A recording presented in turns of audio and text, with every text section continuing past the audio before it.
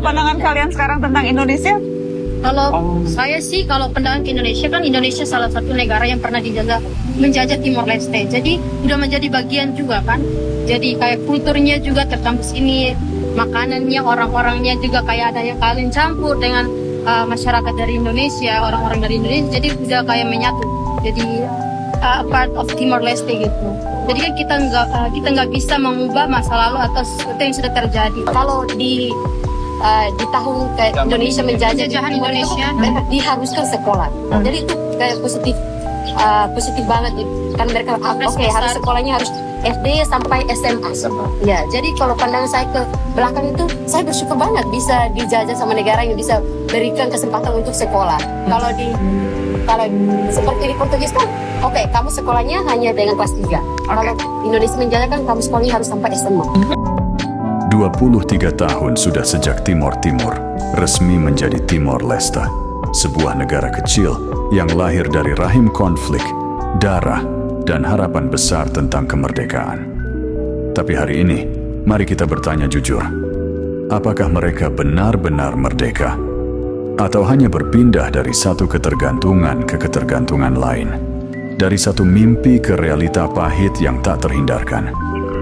Waktu seolah berhenti di desa-desa perbatasan, tempat di mana bendera Timor Leste berkibar, tapi wajah-wajah rakyatnya muram dan lapar. Sebanyak 352 warga Timor Leste menyerahkan diri ke Kodim, 1.605 Belo, untuk dipulangkan. Mereka datang tanpa dokumen, tanpa harapan. Beberapa di antaranya menangis. Salah seorang berkata dengan suara gemetar, "Lebih baik mati daripada hidup seperti ini. Terlalu susah." Sebuah ironi besar. Dulu, mereka berteriak lantang, "Kami bukan bagian dari Indonesia." Kini, diam-diam, mereka berharap bisa kembali merasakan masa itu. Masa ketika sekolah gratis, beras murah, dan layanan kesehatan masih terasa nyata. 1975, Portugal meninggalkan Timor Timur. Kekosongan kekuasaan muncul. Dalam pusaran ideologi Perang Dingin, ketakutan terhadap komunisme mencuat. Indonesia, dengan dalih stabilitas kawasan, masuk ke Timor Timur. Tahun 1976, Provinsi ke-27 itu lahir. Jalan dibangun, sekolah diperluas, rumah sakit berdiri. Tapi tidak semua setuju. Fretilin, Frente Revolucionaria de Timor Leste Independente, melawan. Mereka menyebut Indonesia penjajah. Dunia terbelah. Barat bersuara, tapi diam ketika pasukan PBB melihat stabilitas meningkat. Selama 2 dekade, Indonesia menuangkan dana triliunan untuk pembangunan. Bahkan saat wilayah-wilayahnya sendiri masih banyak yang tertinggal. Kami dulu punya sekolah bagus, buku dari pemerintah, rumah sakit dengan dokter dari Jawa, kenang seorang warga tua di distrik Baucau. Sekarang, anak saya harus jalan kaki 3 jam ke sekolah yang tidak ada gurunya. Kini semua itu tinggal kenangan. 1999, reformasi bergulir. Habibie membuka pintu referendum. Dunia bersorak. Demokrasi menang. Tapi, apa yang terjadi setelah euforia itu? 78% memilih merdeka. Dan sejak itu, Timor Leste bukan lagi bagian dari Indonesia. Mereka berdiri sendiri. Dunia memberi dukungan. Australia tersenyum. Portugal kembali mengirim bantuan. Tapi bantuan bukanlah pembangunan. Dan euforia bukanlah nasi di piring. Kami merdeka, tapi tidak tahu harus mulai dari mana. Ujar seorang mantan aktivis pro kemerdekaan. Politikus sibuk sendiri. Rakyat dibiarkan menggali tanah tandus. 2025. Lebih dari 2 dekade berlalu. Dan realitas hari ini mencubit nurani siapapun yang masih punya rasa. 42% warga Timor Leste hidup dalam kemiskinan. 25% alami kelaparan atau kekurangan gizi kronis. Anak-anak belajar di gedung reot. Rumah sakit kehabisan obat. Dan ironi terbesar, mereka datang ke Indonesia untuk mencari harapan. Kami datang ke Belu untuk kerja. Di sini orang baik, Pemerintah bantu. Di Timor tidak ada apa-apa, kata seorang pemuda yang tertangkap masuk ilegal. Dulu menolak Indonesia, sekarang rindu Indonesia. Apa gunanya kemerdekaan jika rakyat tetap lapar? Apa artinya menjadi negara berdaulat jika sekolah roboh dan petani gagal panen? Apakah Indonesia memang sejahat yang dulu dituduhkan? Atau justru Indonesia adalah satu-satunya tangan yang pernah memberi harapan? Indonesia was not perfect, but at least we had something. Now we have only our pride and hunger. Fortunado da Costa, mantan pejuang kemerdekaan. Fortunado bukan rakyat biasa. Ia bertaruh nyawa melawan Indonesia, tapi kini ia menjadi suara kekecewaan. Suara dari ruang gelap yang dulu disulut semangat merdeka, kini bergema kesepian. Kami pikir setelah merdeka, hidup akan lebih baik. Tapi ternyata kami hanya mengganti penjajah dengan penguasa baru yang lupa pada kami. Indonesia, si tertuduh abadi. Mereka bilang, Indonesia menjajah. Padahal di masa integrasi, Indonesia bangun jalan yang kini mereka lalui. Dirikan sekolah yang kini kosong. Kirim guru, dokter, dan insinyur. Tapi siapa yang peduli pada sejarah yang tidak cocok dengan narasi penindasan? Yang tinggal hanyalah fitnah. Yang tersisa hanyalah kehancuran. Dan yang lebih menyayat hati, Indonesia tetap membantu. Rumah sakit di NTT buka layanan untuk warga Timor Leste. KRI Dr. Soeharto membawa bantuan medis ke Dili. Para relawan dari Indonesia masih datang, membawa obat-obatan dan makanan, tanpa pamrih, tanpa dendam. Kami tahu mereka butuh. Kami bantu karena kami saudara. Walau mereka tak lagi bagian dari kita, kata seorang tenaga medis di Atambua. Ini bukan nostalgia, ini kenyataan. Bahwa terkadang musuh yang kita benci adalah orang yang pernah memberi makan. Bahwa kemerdekaan bukan tentang bendera atau lagu kebangsaan, tapi tentang tanggung jawab, ketahanan, dan keadilan sosial. The people are politically free, but economically, we are still crawling, ujar salah satu anggota parlemen Timor Leste yang kecewa. Jadi siapa yang sebenarnya menjajah? Indonesia yang membangun dan kini tetap memberi bantuan? Atau elit politik Timor Leste yang menjual harapan dan menghilang? Kemerdekaan tanpa pembangunan adalah kehampaan. Dan hari ini, ribuan rakyat Timor Leste membayar harga dari keputusan yang tidak mereka mengerti sepenuhnya dulu. Mereka tidak menyesali menjadi bangsa, tapi mereka menyesali dikhianati oleh bangsanya sendiri. Sejarah tidak bisa diulang, tapi bisa dipelajari.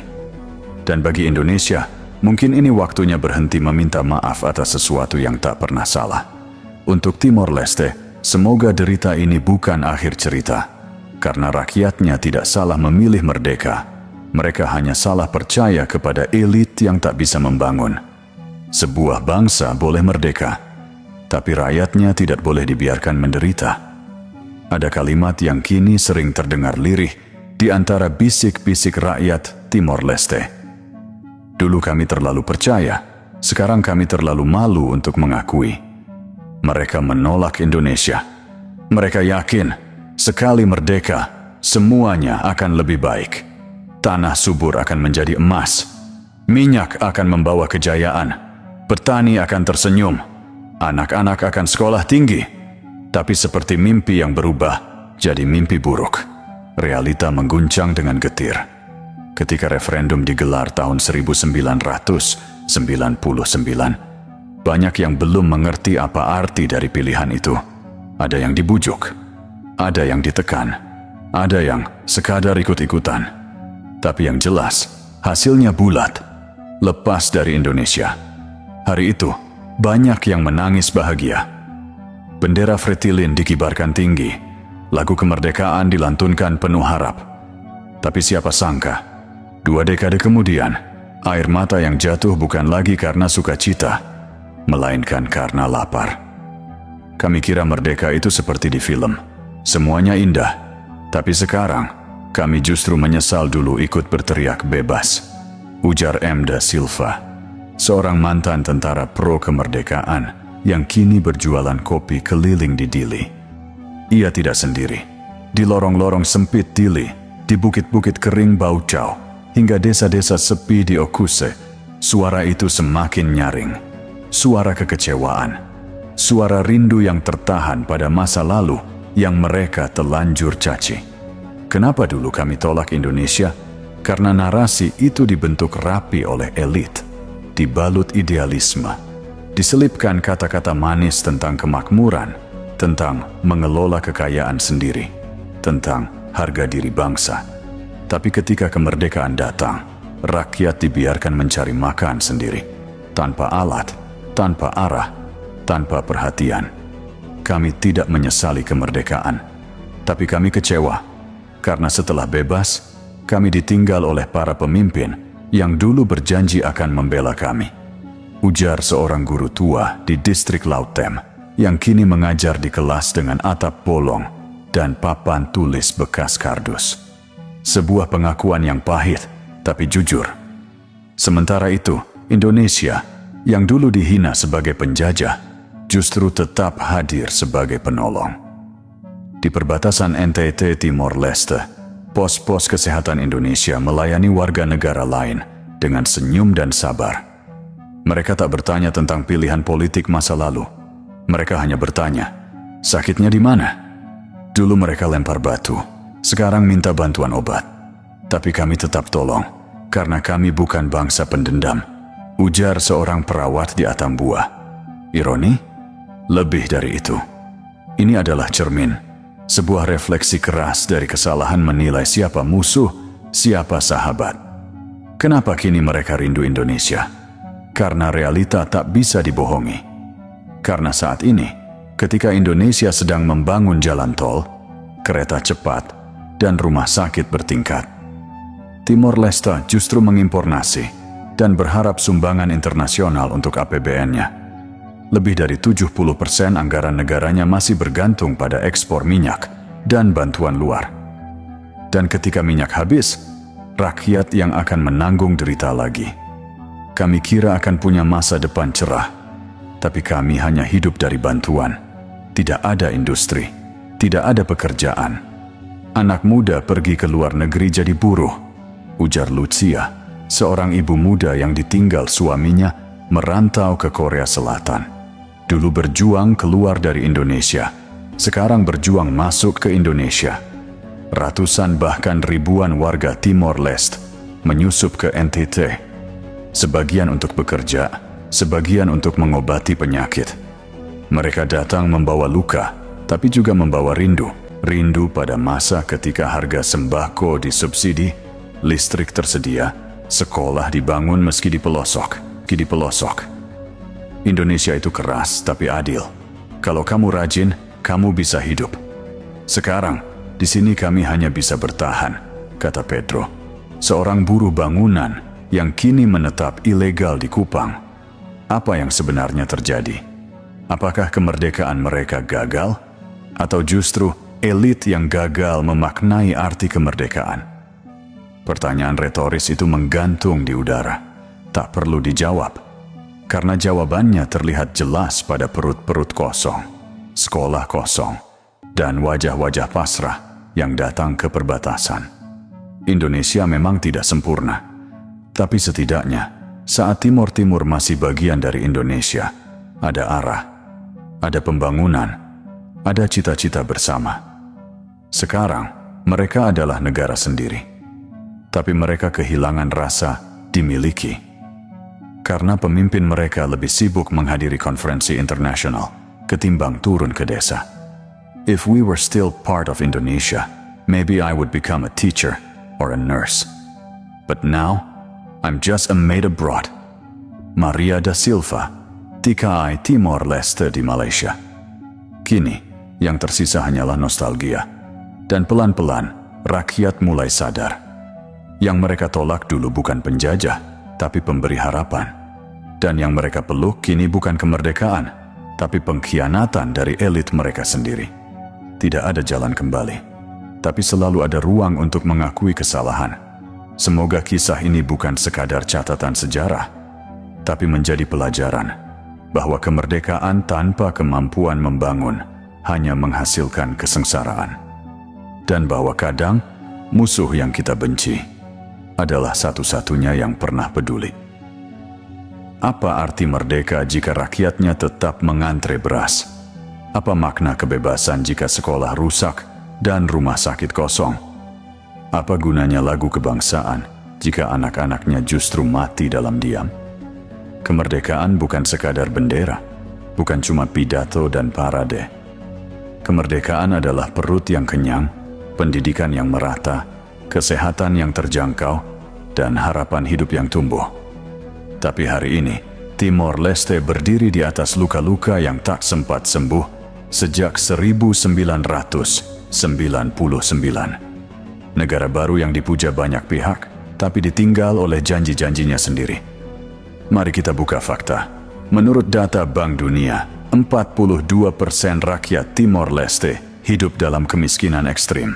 Tingkat pengangguran anak muda sangat tinggi, infrastruktur tertinggal, akses pendidikan terbatas, dan yang paling menyedihkan, mereka kini bergantung pada belas kasihan negara yang dulu mereka tuduh penjajah, Indonesia.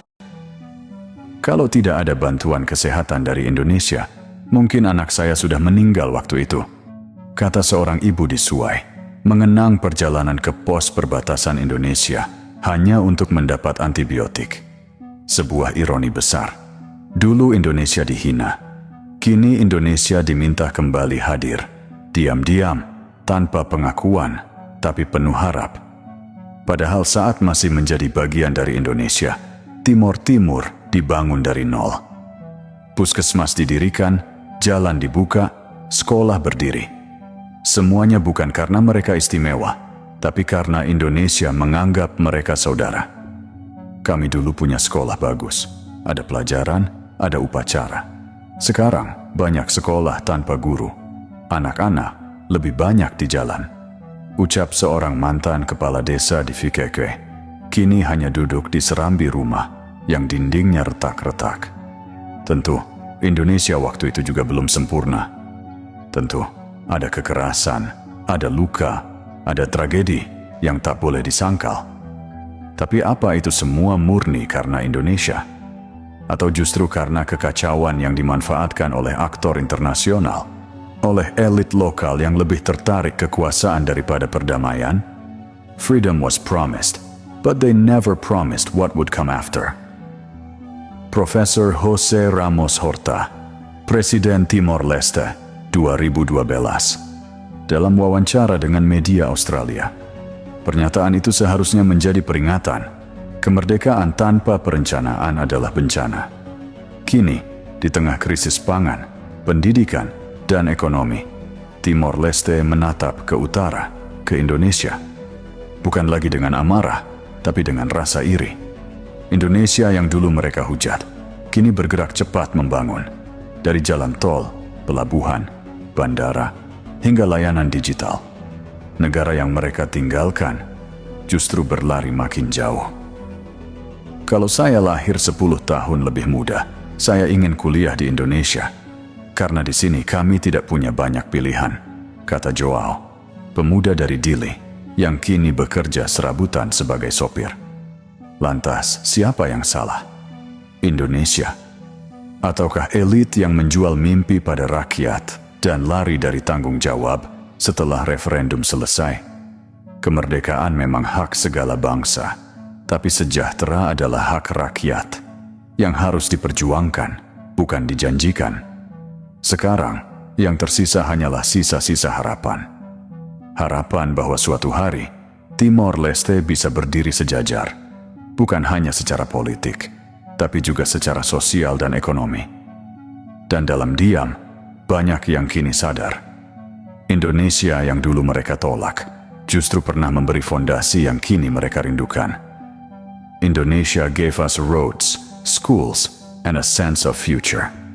Maybe we didn't see it then, but we feel the loss now.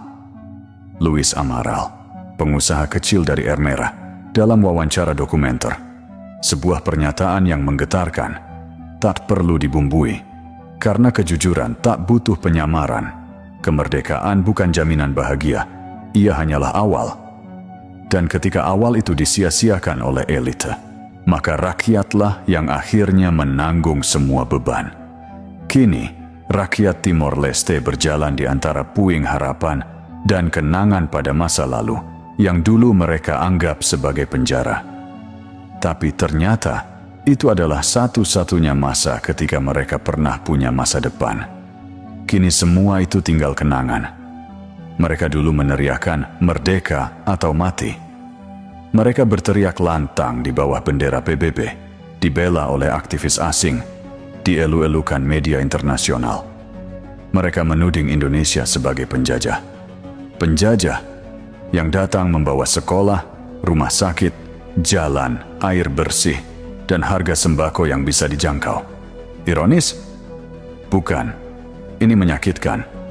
Tahun 1975, Timor Timur memasuki pelukan Indonesia setelah ditinggal tergesa oleh Portugis yang gagal membentuk struktur pemerintahan pasca kolonial. Kala itu, wilayah ini porak-poranda. Tak ada sistem pendidikan yang mapan, tak ada rumah sakit yang layak, infrastruktur nyaris nihil. Indonesia, walau sedang merangkak membangun pasca tragedi 1965, justru membuka tangannya.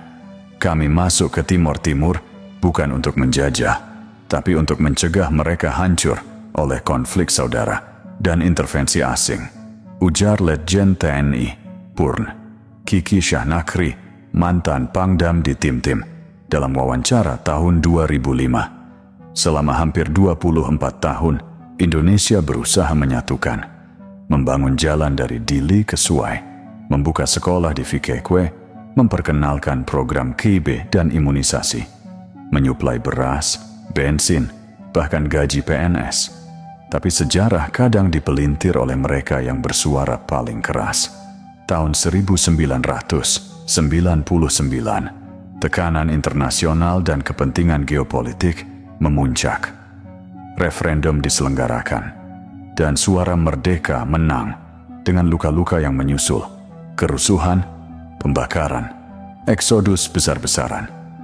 Namun setelah bendera biru PBB dikibarkan dan Indonesia pergi, apa yang tersisa? Waktu Indonesia keluar, kami pikir kami akan dapat kehidupan yang lebih baik. Tapi kami malah seperti anak yatim, kata Mario, seorang guru sekolah dasar di Liquiza. Fakta di lapangan hari ini menguatkan luka itu. PBB pernah menyatakan bahwa pada 2004 sampai 2006, Timor Leste adalah negara termiskin kedua di Asia setelah Afghanistan. Lebih dari 50% rakyat hidup dari pertanian subsisten. Banyak daerah tanpa listrik, sekolah dengan 2 kelas, dan tanpa buku. Apakah ini merdeka? Atau ini hanya perpindahan kekuasaan dari tangan Indonesia ke tangan elit politik baru yang sibuk bersaing kursi? Indonesia, di sisi lain, terus melangkah. Meskipun pernah dituduh sebagai penjajah, tak pernah memutus jalinan empati. Di pos lintas batas Mota Ain dan Wini, Indonesia membuka layanan kesehatan gratis bagi warga Timor Leste. Bayi-bayi yang tak bisa mendapat perawatan di Dili dibawa menyeberang untuk diselamatkan. Tak ada pertanyaan, tak ada prasangka, hanya kemanusiaan. Kami tidak pernah menutup perbatasan untuk orang sakit. Mereka saudara kita, ujar seorang petugas medis Indonesia di NTT. Sebuah sindiran lembut, namun dalam. Siapa yang sebenarnya berperilaku seperti penjajah, dan siapa yang menunjukkan jiwa bangsa besar? Di dunia yang gemar menilai sejarah secara hitam putih, Indonesia diposisikan sebagai antagonis. Padahal, kebenaran tidak sesederhana itu. Saya tidak bilang semuanya sempurna saat dengan Indonesia, tapi hidup kami lebih teratur. Ada pekerjaan, ada guru, ada harga barang yang bisa kami beli, ujar Isabel, ibu 5 anak dari Baucau. Kini, Timor Leste mengemis investasi dari Australia dan China. Sementara Indonesia menjadi negara G20, memimpin forum global, dan mengulurkan bantuan ke negara tetangga. Yang dulu dituduh sebagai penjajah, kini menjadi negara yang paling sering mereka datangi untuk minta tolong. Sebuah ironi yang menggores dalam. Apakah ini berarti Timor Leste harus kembali bergabung ke Indonesia? Bukan, itu bukan poinnya. Tapi setidaknya, waktunya untuk jujur. Bahwa Indonesia bukan penjajah. Bahwa Indonesia pernah memberi harapan. Bahwa di tengah segala kekurangannya, Indonesia hadir bukan untuk mengambil, tapi untuk membangun. Dan ketika rakyat Timor Leste sekarang menderita, itu bukan karena mereka memilih merdeka, melainkan karena mereka dikhianati oleh elit yang tak bisa mewujudkan mimpi kemerdekaan. Kemerdekaan adalah hak, tapi membangun adalah kewajiban. Indonesia sudah membuktikannya. Timor Leste masih tertatih mengejar bayang-bayangnya sendiri. Dan dalam setiap napas rakyat kecil di sepanjang perbatasan itu, terselip doa dan kenangan tentang Indonesia yang dulu mereka benci, tapi kini mereka rindukan. Mereka dulu berlari ke hutan, mengangkat senjata, mengukir nama dalam sejarah sebagai pejuang kemerdekaan. Namun kini, banyak dari mereka duduk di beranda rumah reot, menatap sawah kering, dan mengucap satu kalimat lirih yang dulu tabu. Dulu, hidup lebih baik waktu masih Indonesia. Januario, 68 tahun, bekas anggota Valintil, menghabiskan masa muda di gunung-gunung. Mengendap-endap, menembak pasukan ABRI, menulis puisi kemerdekaan dengan darah dan peluh. Kami dulu percaya, kalau merdeka, semua orang akan sejahtera. Tapi kenyataannya, saya sendiri tidak punya uang untuk beli obat jantung. Ujarnya dalam wawancara dengan wartawan Prancis tahun 2019. Kenyataan menghantam mereka seperti palu godam. Setelah merdeka, banyak mantan pejuang dilupakan. Gaji veteran tak kunjung datang. Anak-anak mereka menjadi TKA ilegal di Malaysia dan Indonesia. Bahkan sebagian terdampar jadi pekerja seks di Batam dan Nunukan. Sementara para elit yang dulu berpidato atas nama rakyat, hidup nyaman di rumah-rumah megah di Dili dan Australia. Mereka lupa pada keringat yang mengalir di balik kemerdekaan. Mereka lupa bahwa perjuangan tanpa keadilan sosial hanyalah slogan kosong. Saya dulu bakar bendera Indonesia. Sekarang anak saya sekolah di Atambua karena di sana lebih bagus, ungkap Domingos, warga Bobonaro. Apa itu artinya saya pengkhianat? Atau saya cuman ayah yang ingin anaknya hidup lebih baik? Pertanyaan itu menggantung, menampar nurani kita semua. Ketika negara gagal memenuhi janjinya, maka rakyat akan menoleh ke masa lalu.